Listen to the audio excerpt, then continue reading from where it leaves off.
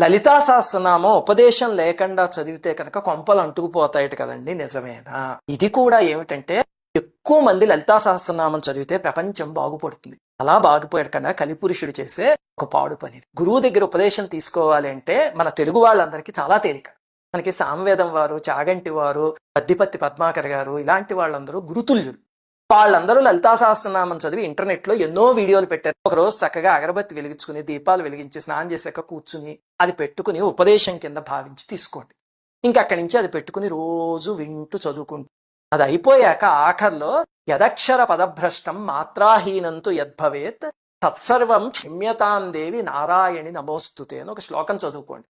అంటే అమ్మ చిన్నపిల్లాడు మొట్టమొదటి మాటలు మాట్లాడినప్పుడు తొక్కు పలుకులు పలుకుతాడు కదమ్మా, అది చూసి అమ్మ పొంగిపోతుంది కదా, అలాగే నేను కూడా ఏవో తప్పులు చదువుంటాను, నన్ను క్షమించమ్మా అని చెప్తే అమ్మవారు పొంగిపోతారు. తల్లి పిల్లవాడి పలుకులు పొంగిపోయినట్టు.